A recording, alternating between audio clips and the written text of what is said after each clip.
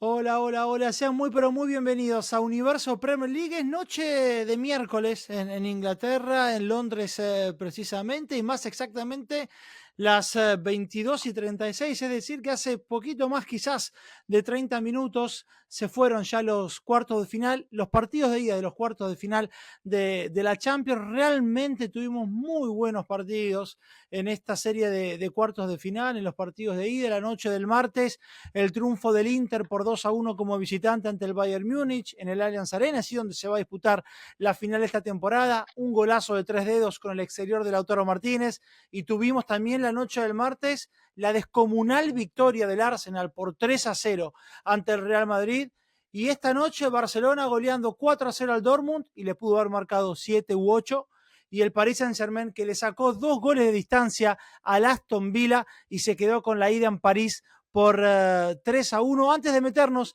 en el análisis de los equipos ingleses en esta serie de cuartos de final de la Champions League y de analizar las renovaciones o casi confirmadas renovaciones de Virgil van Dijk y de Mohamed Salah. Antes de todo eso, que es la hoja de ruta de este universo Premier League, saludo como siempre a Manu Sánchez y a Pablo Montaño. ¿Cómo están, chicos?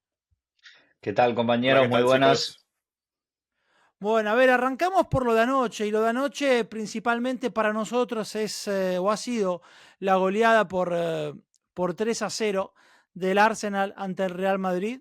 2 goles de tiro libre de Declan Rice, la primera vez en su carrera, creo, que convierte de tiro libre. Los 3 goles en la Eh, segunda parte, una segunda parte que dominó por completo el Arsenal.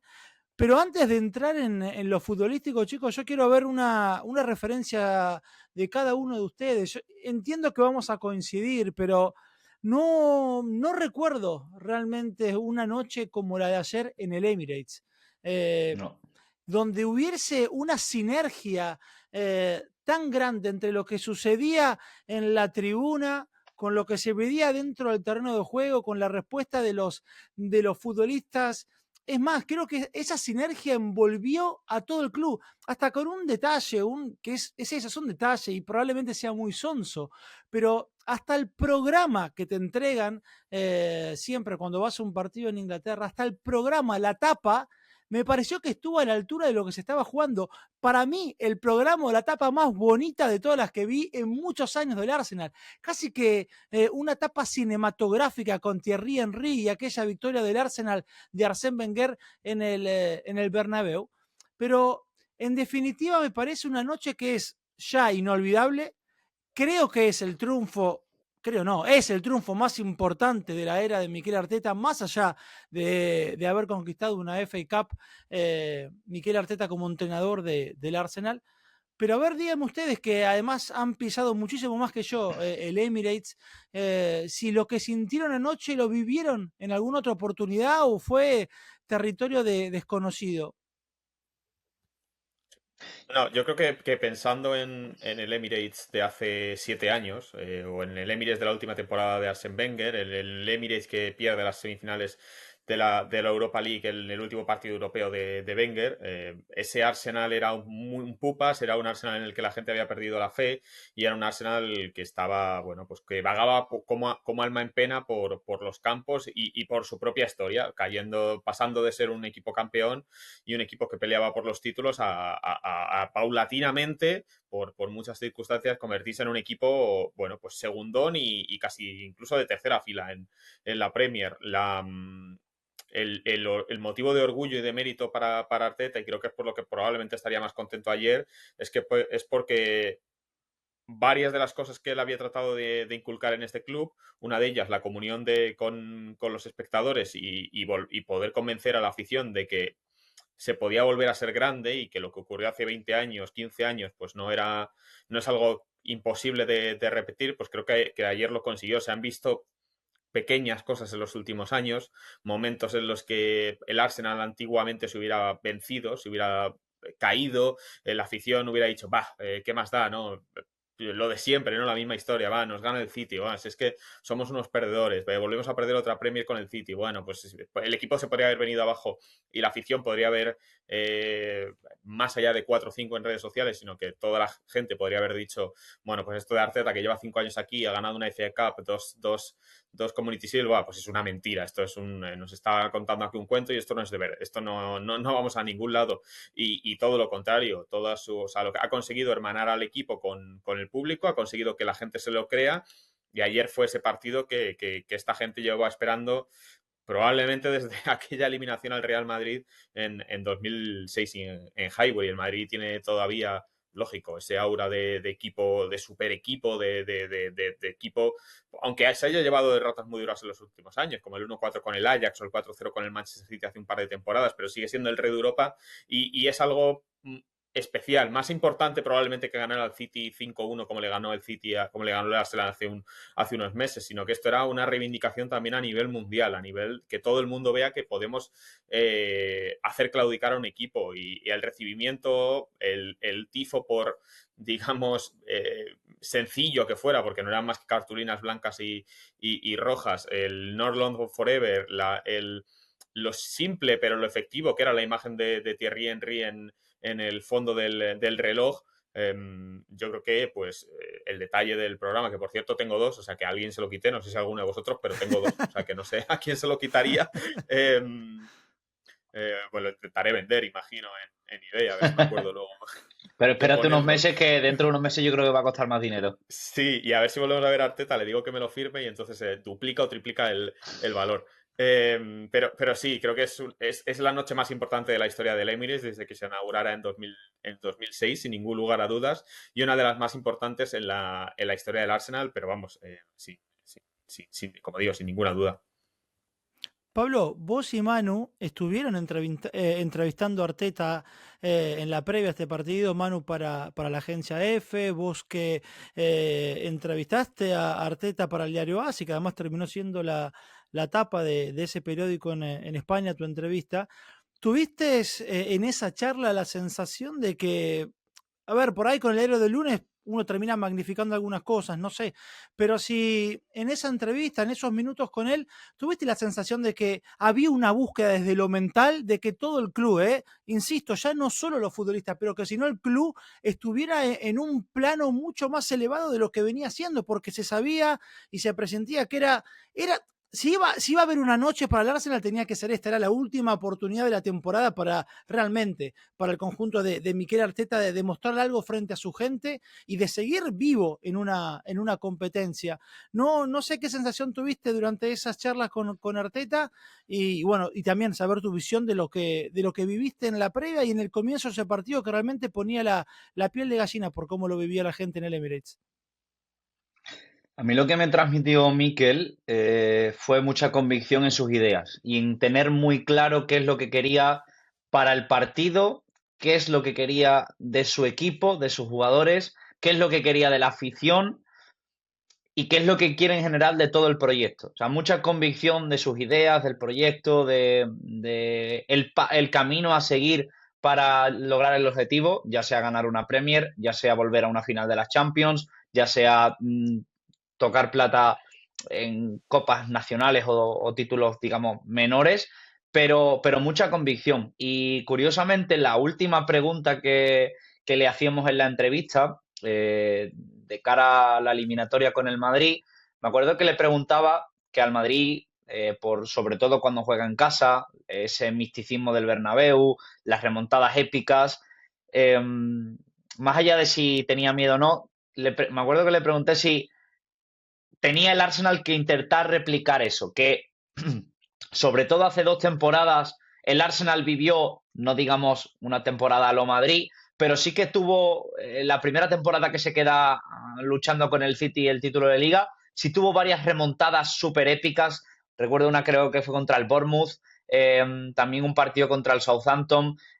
Tuvo un montón de goles de últimos minutos, de victorias ahí sobre la bocina, y le preguntaba si era necesario que el Arsenal se inspirase un poco en esa mítica y en ese misticismo del Real Madrid, y justamente dijo Arteta que en estas eliminatorias, en estos partidos y contra estos rivales, tu estadio tiene que dar miedo, tiene que generar una energía y una cosa especial para que pasen cosas y para que haya momentos. Pues mira, es que no pudo hacerlo mejor el Emirates, porque creó esa energía y creó ese algo especial para que hubiese momentos. ¿Y qué momentos nos regaló Declan Rice con 2 goles de falta, los 2 primeros de su carrera, o como decía también después Arteta, los primeros goles de falta del Arsenal desde septiembre de 2021? O sea, justamente lo que Arteta había pedido en la previa, que su estadio diese miedo, porque lo dio, porque yo en comparación con Manu llevo bastante poco y él habrá vivido y ha vivido 1000 y 1 noches más europeas y podrá tener mejores comparaciones. Además, él conoce Anfield, conoce el Etihad, conoce más Old Trafford. Yo en noches europeas he vivido las de equipos ingleses y yo no he vivido un ambiente ni de noche europea ni de partido de Premier, si acaso ya durante el partido o postpartido, pero una previa y un recibimiento como el que tuvieron los jugadores del Arsenal ayer, no lo he vivido desde que estoy aquí en Inglaterra trabajando como corresponsal. No he sentido un calor y un apoyo tan fuerte hacia un equipo y una convicción tan al unísono de todos los componentes del club que tú mismo decías, jugadores, staff, directivos, comunicación, todo el mundo parecía que iba a una, y eso al final yo creo que se refleja bastante en el campo y el Arsenal lo demostró, porque es que el recibimiento fue brutal, el equipo salió empujado por ese ánimo y ese apoyo de los aficionados, y el partido fue solo. Sí que tuvo mejores tramos unos que otros, pero la energía del público durante los 90 minutos fue clave.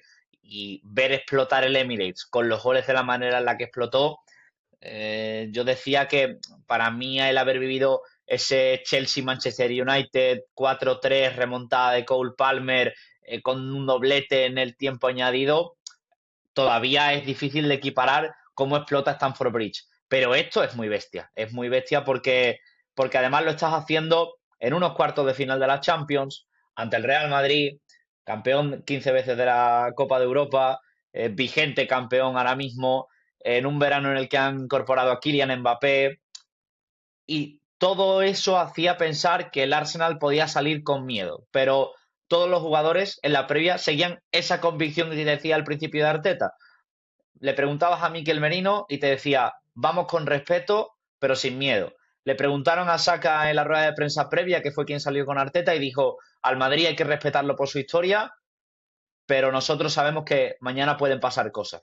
Y al final, es que fue lo que pasó. Lo que te digo, la sensación de que todos en el club, desde David Raya, William Saliba, Declan Rice, Martin Odegaard y Mikel Merino, hasta el chaval que recoge, yo qué sé, lo que se cae por el suelo en los asientos, tenían clarísimo que esta era la noche del Arsenal, y como ha dicho Manu, coincido, la gran noche del Emirates desde 2006, desde su fundación, desde su inauguración, seguro, vaya.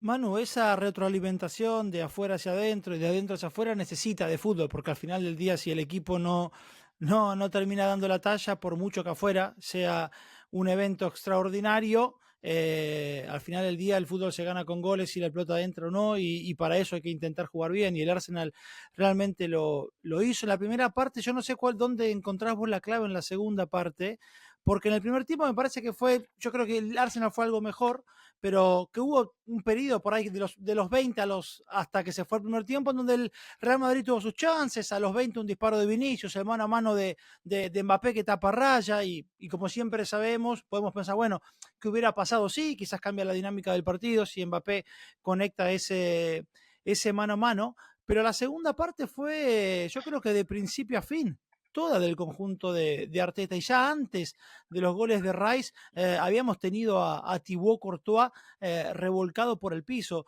¿Te sorprendió más el nivel bajo, por cierto, en comparación a lo que sabemos que puede dar de Real Madrid, o crees que con un Arsenal en ese nivel iba a ser muy difícil para el Madrid o para quien fuera que estuviera enfrente? Sí, sinceramente, por los palos que se había llevado el Madrid en las últimas semanas y todo lo que hablaba la gente de la temporada tan aciaga que estaba haciendo, yo pensaba que todo esto que hablamos del ambiente del Emirates iba a tener una influencia mucho mayor en la primera parte y que de hecho me pareció que con el llegado al descanso que el Madrid estaba en una buena posición, es decir, estaba explotando las transiciones ofensivas, estaba llegando más o menos, estaba permitiendo, estaba consiguiendo correr con los tres de arriba con, bueno, no te digo con facilidad, pero igual cada 15 minutos había una carrera de los tres de arriba, entonces estaban en un escenario relativamente cómodo, de los balones parado, el Arsenal no había logrado nada y eso que el Madrid había regalado 3 en los primeros 5 minutos, yendo totalmente en contra de uno de los primeros principios que seguro que le dijeron al Madrid, que era no regaléis balones parados. Entonces, y más allá de, creo que un remate o dos y un par de paradas de Courtois, creo que el resultado del descanso para el Real Madrid era bueno. Estaban empatando a 0, habían, digamos, eliminado el factor cancha, en el sentido de que, pues, Madrid yo le he visto en estadios en los que se ha derrumbado en los primeros 20 minutos porque le han salido a apretar, la gente le ha amordazado, le ha pasado en Anfield, le ha pasado en el Etihad, y bueno, hay veces que ha conseguido darle la vuelta y hay veces que no. Pues yo aquí digo, bueno, pues a lo mejor se ponen perdiendo en el minuto 10, en el minuto 20 van 2-0 y luego ya veremos. Pues con el 0-0 al descanso era un muy buen resultado. El problema creo que de este Madrid, de lo que yo le he visto, es que al final todo este run de juega mal, está mal, la defensa, el Mbappé, Vinicius, lo otro, tal, Ancelotti, al final era una presa hecha por palos de madera a la que el agua cada vez se filtra un poquito más de agua, que se filtra el Valencia, se filtra el Lille, se filtra el Milan, tal, no sé qué, y al final lo que ocurre es que cuando Rice mete ese gol de falta, o sea, al Madrid hacía falta un último golpe para acabar de romperse por completo, y en un ambiente y en un escenario como el de ayer, en el que tienes a todo el mundo súper metido, tienes a los futbolistas del Arsenal a punto de ebullición, cuando Rice marca ese gol, pues al Madrid ya se cae completamente, dice, o sea, es que y ya se lo comen por completo, o sea, al Madrid le hacía falta, el Madrid vivía en el alambre y con el 0-0 estaba vivo, con el 1-0 sabías que o Courtois lo sostenía de manera mágica y el Madrid en una contra era capaz de empatarlo, o las opciones de que el equipo se cayera, como se ha quedado a veces otras temporadas, como otras veces, como contra el Barcelona, por ejemplo, o en ese partido que comentaba contra el Milán, y al final es lo que ocurre, con todo el empuje de esta gente, con la precisión en las faltas de Declan Rice y con todo el Arsenal, porque todo el Arsenal, o sea, que es que lo surrealista del Arsenal es que el peor probablemente fuera Martin Odegaard, o sea, del equipo, o sea, eso lo creo que te lo dice todo del nivel que dio el Arsenal, o sea, es que estuvieron todos genial, incluso futbolistas que podían no esperártelo, como Kibio, por el papel tan suplente que ha jugado en este tiempo, como Luis Skelly, porque, joder, es un chaval de 18 años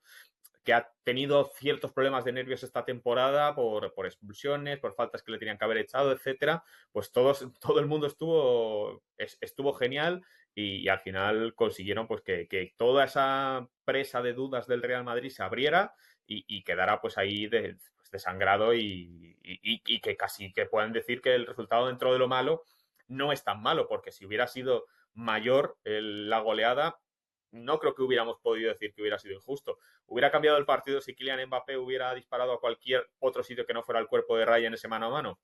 Pues sí, claro, pero o sea, esto es jugar a lo de siempre, al fútbol ficción. Entonces eso no merece la pena casi ni comentarlo, porque no es verdad, digamos, no es algo que posible. Pablo, cuando hace un par de semanas, cuando sabíamos del duelo Arsenal-Real Madrid, decíamos, y me parece que tenía absolutamente lógica en la previa, cuando uno puede analizar lo que cree que puede pasar, de que el Real Madrid era claro candidato a llevarse esta serie. Y recuerdo, porque ayer además nos recordaban en @Estadio Premier, Solo una eso de... cosa. Pues sí, Sí. una cosa, ahí Leo, es una cosa que me gustaría decir, porque como ha venido un compañero a poner la captura de pantalla, ¿no?, del resultado, que a la gente que venga a cobrar facturas, que las cobre de verdad, o sea, que me venga con un recibo de Bet365 y me diga, mira, le metí 20.000 euros a que el Arsenal ganara al Madrid porque lo sabía. Entonces diré, ole, ole, ole, ole, porque tienes absolutamente toda la razón del mundo, y me quito el sombrero ante su conocimiento del balompié. Mientras ese no sea el Futbolístico. caso, claro, pues mientras esto no sea el caso, porque a lo mejor la semana que viene remonta el Madrid, entonces, claro, pues tenemos que ir a este hombre tal, o mujer, no sé, y ponerle, pues mira, al final remonta el Madrid. O sea, a mí esto de cobrar facturas a posteriori, pero sin tener ahí el recibo de, mira, es que yo sé de fútbol de verdad, porque claro, yo me puedo tirar hoy el triple, ¿no? Y decir, no, el Leicester este fin de semana le va a meter 6 al Liverpool. A ver, probablemente no ocurra, ¿no? O sea, pero y si ocurre, Sobre pues todo un saldré a equipo que no marca los reivindicarlo. últimos 8 partidos. Claro, si ocurre, saldré a reivindicarlo. Si no ocurre, me taparé, que es probablemente lo que hubiera hecho este compañero si el Madrid ayer hubiera ganado. Pero bueno, esto igualmente es fútbol ficción y lo digo de broma, que no se lo tome a mal esta persona en Twitter, pero que me hace gracia cuando con estas reivindicaciones, porque me encantaría que esa fuera la respuesta. ¡Pum! Ayer gané 50.000 euros gracias a mi conocimiento futbolístico. Yo me quitaría el sombrero, la verdad, ante No, eso. no, que además estaba hecho en buenos términos y aparte yo recuerdo que explicamos que bueno, que si le tocara, en su día decíamos, pasar al Arsenal o ganar al Arsenal, hablaríamos de lo que sucedió en el partido y la realidad es que el Arsenal ganó ayer muy, pero muy bien. Nadie le gana al Real Madrid 3-0 de casualidad y mucho menos de la forma en que lo hizo el conjunto de Arteta ayer. Pablo, y ya para ir cerrando este capítulo, este primer bloque, perdón, que es todo del Arsenal 3, Real Madrid 0 de anoche, de la noche del martes en Londres. Recuerdo que en el entretiempo ayer me decías qué partido que está haciendo Thomas Partey. Y yo creo que hubo muchos puntos altos en el Arsenal y concuerdo con Manu que hasta Kiwior, que era una duda, a ver, va a reemplazar a Gabriel Magalhães, que es un capitán sin cinta en este Arsenal, y hasta Kieran Tierney, que jugó 5 o 10 minutos con el descuento, entró bien. Pero ¿con quién te quedás? A ver, está claro que Declan Rice con esos 2 goles es muy difícil no Sí. darle el MVP, pero en términos de lo que incidió en el desarrollo del partido, no sé si sigue siendo Thomas Partey con el que para vos el hombre que más te llenó o que crees que fue clave más allá de los goles de Rice. Yo te iba a decir, dejando fuera de la ecuación a Declan Rice, porque al Sí, final sí. lo que hizo el inglés yo creo que está fuera de toda duda y que se lleva todos los titulares, todos los elogios y llena todas las portadas con mérito y con razón. No sabría si mantener con esa apuesta o predilección por Thomas Partey, que aún así me sigue pareciendo positiva, o poner en valor y en relevancia el partido también de Jurrien Timber. Porque es un futbolista, además, que si seguimos su trayectoria y cómo llegó al Arsenal y la mala suerte que tuvo, fichaje importante en verano de 2023, iba a tener bastante importancia en los planes de Mikel Arteta, juega la final de la Community Shield, la gana el Arsenal, debut de Premier contra el Crystal Palace, se lesiona, se rompe la rodilla, bueno, mejor se la destroza porque se pierde toda la temporada, prácticamente todo el año fuera y se convierte en un nuevo fichaje de este curso sin haber puesto el dinero en el Arsenal esta temporada, pero se convierte en un nuevo fichaje y está demostrando que es un futbolista increíble. Si no creo mal o no recuerdo mal, creo que tiene 23 años y eso me hace pensar en el futuro prometedor que tiene por delante, porque es de estos defensores ya no solo buenos técnicamente, porque tiene buena salida de balón, porque tiene una versatilidad acojonante, y perdón por el término, pero lo dijo el propio Arteta, ha jugado en este Arsenal de lateral derecho, de central zurdo y de lateral zurdo. Eso no lo pueden hacer muchos futbolistas en el mundo, sobre todo, no, poderlo lo pueden hacer muchos, pero hacerlo y rendir en todo cada uno de esos puestos no está al alcance de muchos de ellos. Pero aparte de esa calidad técnica, de esa versatilidad, es, o por lo menos a mí me transmite ser de estos defensores apasionados, que le gusta defender, que va contundente a los choques, que es agresivo, que le gusta estar cerca de sus marcadores y sacarlos de quicio a base de ganarles duelos por arriba, por abajo, anticiparse. Y ayer lo hizo ni más ni menos que entre Vinicius, que sí, que no está bien, que lleva una racha muy mala, que el brasileño, por lo que leo que critican en España, no está atravesando su mejor momento, que parece que desde desde el no Balón de Oro ha caído en picado su rendimiento, que Mbappé cada vez acapara más focos que el brasileño. Aún así, si muchos le dieran a elegir qué extremo zurdo quieres para tu equipo, muchos seguirían eligiendo a Vinicius para su equipo y Timber lo secó.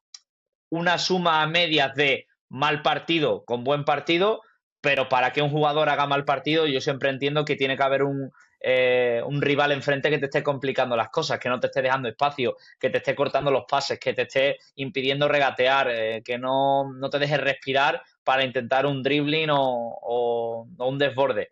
Y ahí Timber fue clave y fue vital. Y es un jugador que, como te digo, con 23 años tiene una proyección por delante brutal. Y aunque, bueno, me puedo quedar también con la primera parte, sobre todo de Thomas Partey, porque fue increíble la fluidez que le dio al equipo con cada toque, con cada participación en la jugada. Cada vez que había una jugada en la que participaba Thomas Partey, la jugada mejoraba. El fútbol iba hacia adelante, la forma en la que con un simple toque y giro o con un pase de primeras cambiaba la orientación del fútbol, encontraba muy fácil a Martín Odegaard para que acabase volcando el juego a la derecha con Saka. Esas cosas dieron al Arsenal mucho la primera parte para terminar siendo un primer tiempo, yo también considero bastante bueno, incluso merecedor de algún gol, que Thibaut Courtois tuvo que intervenir ya en el primer tiempo para impedir el gol local.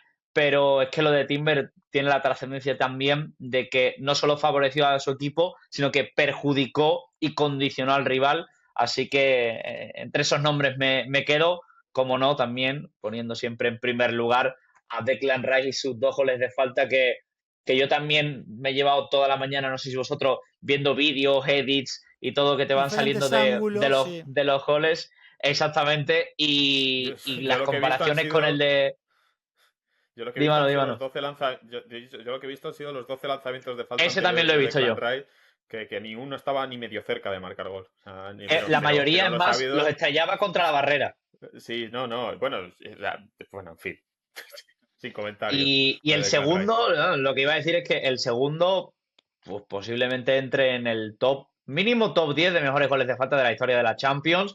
Y veremos a ver si no está en el top 5. Yo que ahora mismo no sé cuántos poner, pero que te comparen ya un lanzamiento de falta con el de Messi al Liverpool o con los que marcaba Juninho Pernambucano, ya es mucho decir, ¿eh? Manu, en 30 segunditos. Ancelotti se lo escuchó muy pesimista tras el partido en la conferencia de prensa, pero bueno, estamos ante el rey de la remontada. ¿Crees que hay espacio para eso, que un gol en los primeros 10, 15, 20 minutos del partido de vuelta en el Bernabéu lo puede llegar a cambiar todo o lo ves más como Ancelotti? Aunque claro, una cosa es el mensaje hacia afuera, otra cosa es lo que se hable pues puertas adentro, ¿no? Pero Sí, no, creo que es muy difícil, prácticamente imposible, pero creo que si este resultado lo hubiera logrado el Manchester City o el Liverpool, no hubiéramos visto tanto, no miedo, pero cautela, como estoy viendo, y tantos menciones a las mejores remontadas de la historia de la Champions, y bueno, a ver si se aguantan los primeros 20 minutos, y que si qué equipo va a sacar a Arteta, y que si no sé qué. Es decir, que si en lugar del Arsenal es el City o el Liverpool, si hubiera más confianza en lo que va a pasar en la vuelta. Ahora bien, yo creo que es muy, muy, muy difícil y prácticamente imposible. Igual que pensaba que era muy difícil que el Arsenal eliminara al Madrid, y doy la razón pues a los que pensaban que sí. Pero Ahora lo veo muy difícil. sobre todo, y añado para no quitar más tiempo, diría que es muy, muy difícil porque el Madrid, que no hay un equipo más eh, candidato o factible para hacer lo imposible, pero tendría que hacer esta temporada lo que no ha hecho nadie, porque me he puesto a bichear 6 partidos entre todas las competiciones, ha perdido el Arsenal, pero ningún equipo le ha marcado esta temporada al Arsenal más de 2 goles. Ni uno. Ni siquiera 3. No había un equipo que esta temporada le marque 3 goles al Arsenal de Arteta. Y ha perdido 6 partidos. En Premier creo que son 3 derrotas. En Champions una. Las otras en Carabao Cup. Y el Madrid tiene que hacer pues mínimo 3 goles para empatar la eliminatoria. O sea, ya estaríamos viendo la peor versión del Arsenal en toda la temporada. Así que tienen como que darse muchas cosas a la vez. Muchas cosas muy positivas del Madrid y muchas cosas muy, muy negativas del Arsenal que no se han visto este curso todavía. pero bueno, eso será la próxima semana. Entonces, en el partido de vuelta en el Bernabéu, el partido de ida terminó con un lapidario contundente e histórico, por lo menos para el Emirates, por 3-0 del Arsenal sobre el Real Madrid. Y en el próximo bloque ya arrancaremos con el que puede llegar a ser el rival del Arsenal en semifinales. Por ahora estamos hablando del Paris Saint-Germain, que le ganó por 3-1 al Aston Villa en el Parque de los Príncipes. Una pequeña pausa y ya regresamos con más Universo Premier League. Seguimos con el Universo Premier League y lo dicho, bueno, el segundo equipo en competencia en esta Premier, en esta Champions League de la Premier es el Aston Villa, que cayó 3-1 en su visita al Parque de los Príncipes, el regreso de Unai Emery, el regreso de Marco Asensio, quien está a préstamo en el conjunto villano.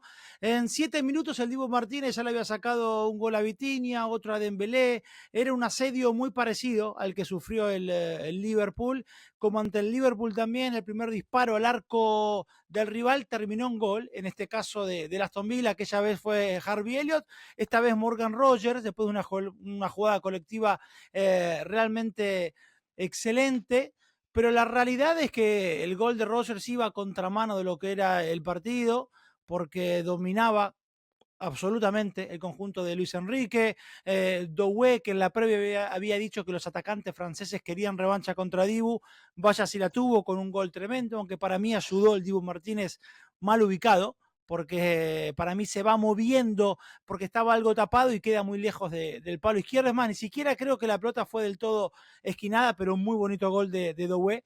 Y ya en la segunda parte, si el dominio era total en el primer tiempo, en la segunda parte fue absoluto. Un Aston Villa hundido, defendiendo con 8 o 9 futbolistas dentro del área, la pelota le duraba absolutamente nada. Unai Emery que lo quita a Mati Cash porque estaba amonestado y ingresa a Disasi para jugar como lateral, pero un lateral pesado como es Disasi para enfrentarte a Vicha Carastelia o a Doué o a Barcolá iba a ser siempre muy pero muy difícil, y así todo hasta el minuto 91 casi el Aston Villa se volvía a Inglaterra con una diferencia negativa de apenas un gol. Y la sensación es que con el 3-1, ya con el tercero de Nuno Méndez, que es un golazo por la definición, da la sensación de que, no digo que es una serie definida, pero parece muy difícil que el Aston Villa vaya a recuperarse, porque hoy la sensación de disparidad entre uno y otro me pareció muy grande, Manu. Sí, exacto. El 0-1 no podemos decir que sea inmerecido, pero sí que iba contra corriente del partido. Y creo que en años anteriores este Paris Saint-Germain probablemente hubiera, eh, bueno, le hemos visto implosionar Entrado en en pánico. noches como estas, sí, se hubiera, pues a lo mejor descompuesto durante unos minutos, hubiera permitido que el Aston Villa hubiera generado más ocasiones, pero ha sido un escenario contrario, o sea, Luis Enrique creo que sí que ha cambiado, por lo menos me parece que ha cambiado la mentalidad del equipo, de los jugadores, y les ha convencido de que los momentos malos pasan y que hay que saber sobreponerse a ellos, porque esto es una competición en la que siempre hay momentos de estos. Le pasó en los octavos de final con el Liverpool, perdiendo de forma inmerecida en París. Supieron darle la vuelta y supieron sobreponerse a ello en Anfield, y les ha vuelto a ocurrir de esta manera. Empezando perdiendo 0-1, puedes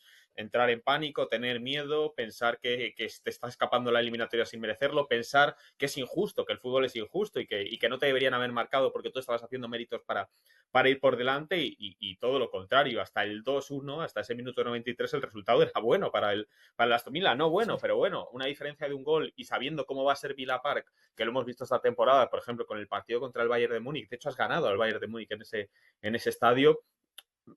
¿Por qué no pensar en un 1-0, en un 2-0, en una posible clasificación a las semifinales? Según se iba acercando este partido y veíamos el crecimiento que ha tenido el Aston Villa en el mes desde mediados de febrero, desde que, bueno, básicamente desde el mercado invernal, porque se han reforzado muy bien, era un equipo que llevaba una racha de victorias, 7 partidos, 8 partidos en total ganando, con un empate de por medio, pero en una situación magnífica, siendo uno de los equipos más en forma. Seguramente si miremos las últimas 7 jornadas de la Premier, el equipo que más en forma está. ¿Por qué no iban a poder competir contra el Paris Saint-Germain? Y no creo que sea una cuestión a lo mejor de que Emery haya decidido echar al equipo atrás, haya decidido aguantar mucho en la ida, sino que simplemente el Paris Saint-Germain es mucho mejor equipo. Es el mejor equipo, lo ha demostrado hoy, y lo normal es que esté en esas semifinales, y te diría que probablemente favorito ahora mismo contra cualquiera de los dos equipos, contra Real Madrid y contra Arsenal. Para mí, Cuidado con eso, Manu, que como sea un Paris Saint-Germain Arsenal, después te sacan la factura de que el Paris Saint-Germain es Sí. favorito. Hombre, pero una cosa es decir que es favorito y otra cosa es decir que no sé lo que diría, que imagino que diría algo así como que no veía ningún escenario en el que el Arsenal eliminara al Real Madrid, que creo que es lo que he seguido teniendo en la cabeza hasta ayer, hasta el minuto 58 que marcó Declan Rice de falta. O sea, fue algo más chicos, algo que taxativo hay que esta vez, que hablo de un favoritismo corto. A ver, algo que no se nos, no se nos pasa de largo es que se confirmó con el triunfo del Arsenal el quinto puesto que da acceso a la Champions ¿Cierto? vía Premier League y digo porque justamente también el Aston Villa está metido en esa disputa, pase lo que pase con el Paris Saint-Germain. Pablo, ¿cuánto crees que A ver, a mí me daba la sensación que hubo algo de decisión de Meri, ¿no? De esperar, de por ahí tener un planteo algo más conservador, aunque haya sido avasallador lo del Paris Saint-Germain. ¿Vos lo viste 50 y Coincido. 50? ¿O crees que hubo cierta decisión de Meri de plantear el partido de esa forma, de jugar con un bloque muy, pero muy bajo y apostar a la contra? A mí me ha dado la sensación durante la primera mitad, comparándola también con lo que se vio en la eliminatoria de octavos entre Liverpool y Paris Saint-Germain, que eran partidos muy parecidos, lo comentaba, lo escribía en Twitter, que eran partidos muy parecidos y al mismo tiempo muy diferentes. Muy parecidos en que el Paris Saint-Germain era el equipo dominador, en el que generaba ocasiones, que llegaba con peligro al área rival, que estaba incomodando siempre, presionando alto, recuperando rápido y maniatando por momentos, en este caso, a Aston Villa, pero eran muy diferentes porque mientras que el Liverpool durante toda la temporada ha demostrado ser un equipo que le gusta tener el balón, que también es dominante con la posesión, al Aston Villa no tanto. Es un equipo que no presiona alto, que le gusta más tener un bloque medio o incluso más bajo, que se siente cómodo defendiendo su área porque, salvo contadas excepciones, tiene buenos centrales de área que le permiten eso, que cuando recupera tiene también buena salida de balón y tiene futbolistas para salir al contragolpe y para salir de conducción y con transiciones muy rápidas y combinaciones muy rápidas, sobre todo esas cabalgadas de Morgan Rogers, que parece muchas veces una fuerza de la naturaleza cuando conduce con el balón en el pie. Eso me hacía sentir que el Aston Villa sabía que el Paris Saint-Germain iba a ser el dominador durante los primeros compases de partido, incluso durante toda la primera mitad, y no he visto al Aston Villa, por lo menos al principio, incluso ha conseguido adelantarse en el marcador, tan incómodo. Ellos sabían que iban a estar más resguardados en el área, pero que iban a tener sus oportunidades. Al final ha sido una recuperación, si no recuerdo mal, de John McGinn, transición rápida, se incorpora al área Jude Tielemans y pasa al segundo palo. Ese es el Aston Villa de Unai Emery, un equipo muy competitivo, que sabe sus armas, que sabe utilizarlas muy bien. ¿Qué pasa? Que se ha encontrado enfrente con un Paris Saint-Germain, que justo que iba a comentarlo por lo que decía Manu, que no he seguido al Paris Saint-Germain en la Liga Francesa, pero por lo que he visto al Paris Saint-Germain de Luis Enrique en la Champions, me parece un muy buen equipo, sobre todo porque es un equipo que tiene un plan, y también lo comentaba en Twitter, tiene un plan y va a ejecutarlo siempre, sea cual sea el rival que tenga enfrente y sea cual sea el contexto de partido. Contra el Liverpool ejecutó en plan, le daba igual que fuera el líder de la Premier, líder de la fase de grupos de la Champions, tenía su plan. ¿Qué hizo? Se comió al Liverpool. Perdió el partido de ida con un gol en el último minuto y merecido. ¿Cómo? Se fue al partido de vuelta en Anfield con su plan de avasallar, de hacer daño por ambas bandas con los extremos, de ser presionante en el centro del campo, de recuperar rápido, de estar el equipo volcado. Le salió bien. Contra el Aston Villa le ha pasado lo mismo, ha empezado perdiendo, pero es un equipo que, eso, como también decía Manu, que no entra en pánico, porque tiene claro su plan, porque ellos van a ejecutar el plan independientemente de cuál sea el rival y cuál sea el contexto. Otra vez empiezan perdiendo por detrás, no pasa nada. Nosotros tenemos claro nuestro plan, que es ir al ataque, verticalizar mucho por bandas, que los extremos sean incisivos, que tengan mucha libertad de Dembélé y vayamos 0-0, 1-0, 2-1 o lo que sea, vamos a seguir esta línea y este camino. Y les ha llevado contra el Aston Villa, además que se ha juntado un bajón después del empate, a acabar superando y ganando el partido. El único pero al final, bueno, ha marcado Nuno Méndez el 3-1, que ya es un resultado digamos, más justo con lo que se estaba viendo sobre el campo. El único pero que le iba a poner al Paris Saint-Germain era que irse a Villa Park con un 2-1, habiendo sido tan superior en la ida, podía ser peligroso para el equipo de Luis Enrique, que al final no habrían visto, digamos, materializado toda esa superioridad y podían acabar pagándolo caro, porque un 2-1 es una diferencia mínima, sobre todo en estas nuevas Champions, con también que los goles en contra, o sea, los goles fuera de casa ya no valen doble. Y ahí sí que habría sido un pero importante. Quedarte ahí con un mal sabor de boca de hemos sido dominantes, pero no lo hemos demostrado en el marcador. Al final, con ese 1-3, 3-1, perdón, se compensa más lo que se ha visto en el campo. Y al equipo de Unai Emery, pues la sensación es que eh, todo lo bueno que tuvo la temporada pasada, que le llevó a ir a Champions League, si no recuerdo mal, más de 40 años después, no es que le esté faltando, pero es que el año pasado estaba todo en un nivel superlativo. Lo comentaba con un compañero del diario a principios de temporada. Si yo veía a Aston Villa capaz de volver a dar ese nivel, y le decía que sí, pero siempre y cuando mantuviesen el nivel de excelencia absoluta, el Dibu, Konsa, se había ido Douglas Luiz, entonces Tielemans tenía que dar un paso al frente, Oli Watkins arriba.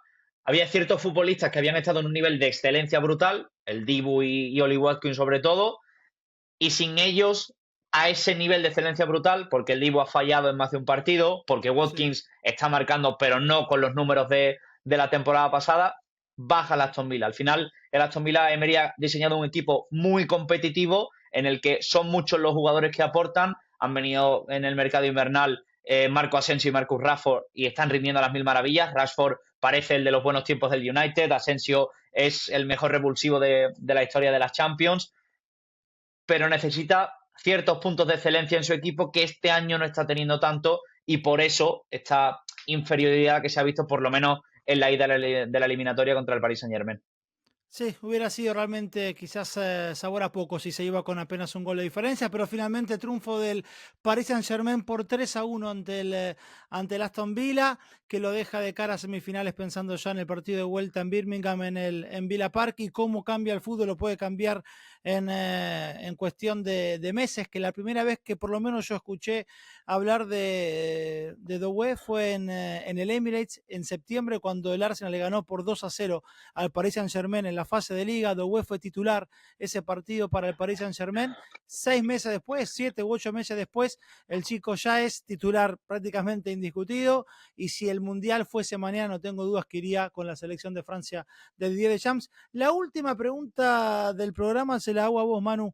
Está casi confirmado que Virgil van Dijk y Mohamed Salah van a renovar con el Liverpool por 2 años hasta 2027. Finalmente 2 de 3. El que se queda sin renovación por decisión propia, por buscar otro futuro, es Trent Alexander-Arnold.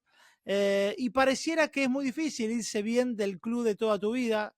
No es la primera vez ni va a ser el último el Trent Alexander-Arnold que se vaya con la gente disgustada con él. Le ha pasado a Grealish silbado cada vez que vuelve a Villa Park, Declan Rice silbado por los hinchas del West Ham, y Trent Alexander-Arnold, que está desde los 9 años o desde los 6 en el Liverpool, que se va a los 26, es decir, una vida después de haberlo ganado absolutamente todo, haberlo dado todo por el club de su vida, porque quiere buscar otros desafíos, se va a un club que es todavía más grande que el propio Liverpool, porque quiere vivir en otro país, porque quiere otra cultura, o porque simplemente le pagan más. Eso ya sería una válida Sí, razón por también la razón que sea, sí. por la que sea. ¿Considerás que es porque al final del día hablamos de fútbol y lo pasional le gana a lo racional? ¿O hay un punto de sensatez entre tanta estupidez que trata a Alexander Arnold casi que como traidor por haber decidido otro camino? Sí, a ver, obviamente la forma en la que te vas es muy importante, creo. Bueno, lo primero de todo es que quiero ver el recibimiento que de verdad recibe Trent Alexander-Arnold cuando juegue su último partido o cuando vuelva, porque ahora está lesionado y eso nos ha privado de ver cómo le podrían recibir la afición de Liverpool. Primero quiero ver de verdad cómo responden estas 60.000 personas cuando Alexander-Arnold esté en el campo, porque lo que vemos al final y la sensación que tenemos es de un tío que cuelga un cartel en la ventana de su casa llamándole traidor o X número de Twitter. personas que le insultan en redes sociales. Entonces, ¿cuánto de esto de verdad representa el sentimiento general de la afición del Liverpool? Vale, no lo sé, no sé si esto es de verdad una muestra lo suficientemente grande para ello. Lo veremos, como digo, cuando Trent Alexander-Arnold el 26 de mayo celebre la Liga con su equipo contra el Crystal Palace y levante el título, y lo veremos cuando vuelva a ser titular o cuando vuelva a salir desde el banquillo. Si se produce una pitada general por parte de Anfield, diremos, ostras, pues sí que se cae mal, ¿no? Es difícil, es muchas veces inexplicable por qué a unos se les trata mal, caso de Jack Grealish, por qué se le odia a Jack Grealish, a un tipo que, joder, que tiene jugadas espectaculares con el Aston Villa, que subió de división con el Aston Villa, al que le partieron la cara en mitad de un partido con el Aston Villa en un derby de Birmingham, que ha dejado 100 millones en la banca, igual que han dejado otros futbolistas, igual que Declan Rice, probablemente le odien Sí. muchos aficionados del West Ham United, pese a que dejó 100 millones, o incluso casos más Y se fue campeón, y surrealistas. se O fue sea, ¿por campeón qué y capitán. Sí, se fue con un título. ¿Por qué odia la afición del Brighton a Marco Curella? ¿Por qué le pitan cada vez que juega si dejó 60 millones en el banco del Brighton? Sin ni ¿Por siquiera qué ser estos... canterano. Claro, digo, ¿por qué? O sea, existen estos casos, pero por ejemplo, Eden Hazard se va en 2019 del Chelsea, siendo absoluta estrella del equipo, se va al Real Madrid. En el Chelsea, ¿alguien odia a Eden Hazard? Creo que no. O sea, creo que se le recuerda como una estrella, como uno de los mejores jugadores de la historia reciente del club. Otro caso incluso peor que todos estos. Fernando Torres se va del Atlético de Madrid, digamos, por así decirlo, en el mejor momento de su carrera y en un Atlético de Madrid que no es ganador.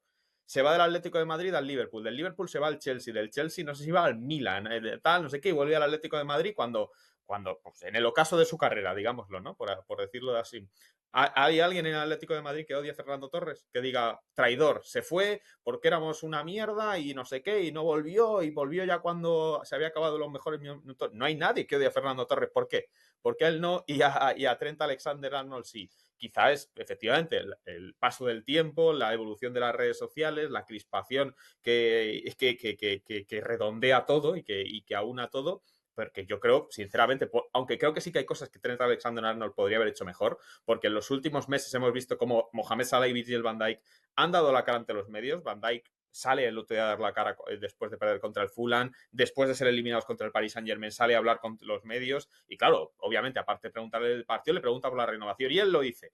No hay avances, o sí hay avances. Y Salah, ¿cuántas veces ha salido en Sky Sport a repetir que es su último derbi de no sé qué contra el Everton, que es la última vez que va a jugar contra el Manchester United, que hay que disfrutar porque va a ser la última Premier? Cientos de veces. Claro, esto te da... ellos han creado esta sensación de que es que no lo sé, que no lo sabemos, que es el club el que no les quiere renovar. Porque cuando tú sales y lo dices, da la sensación de, claro, no le quieren renovar. Qué cabrones los del club que se están gastando el dinero en renovar esto, el otro, pero no tratan como tienen que tratar a una leyenda que además lo hace bien en el césped, como también Alexander Arnold. Pero Alexander Arnold, pues lo ha llevado de otra cosa. Muchas filtraciones, creo que no le hemos escuchado hablar en meses y meses, o yo por lo menos no lo recuerdo. Y claro, pues todo esto al final crea la sensación de que no, La de que única claro, vez, perdón, no me acuerdo el mes exactamente, pero en una zona mixta con The Athletic, que dijo que su sueño es siempre ganar y que quiere ganar títulos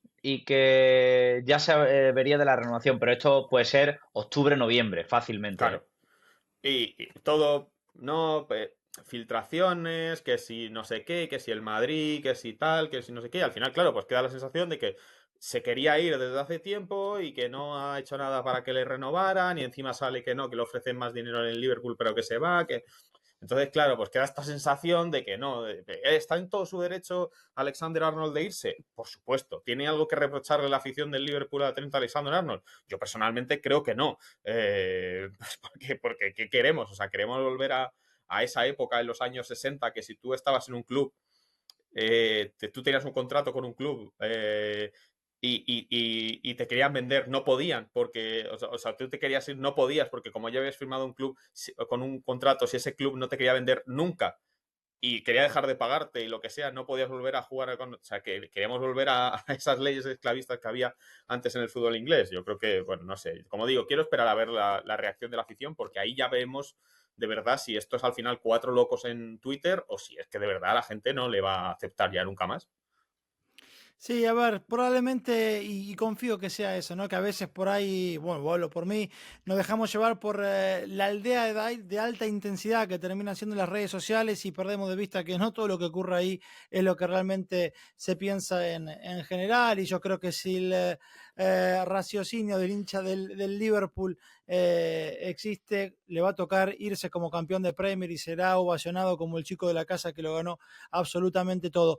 Chicos, hemos llegado al final de Universo Premier League. Como siempre, un placer enorme que hayan estado con aquí en el programa. Pablo, Manu, muchísimas gracias.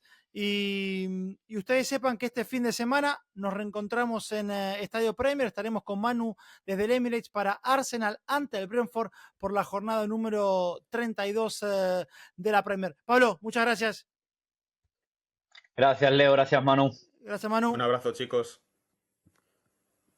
Y a todos ustedes, muchas gracias por seguir Universo Premier League en sus distintas plataformas de audio y también en YouTube, en el canal de Talksport Fútbol, el canal de Talksport en español. Chao, hasta la próxima.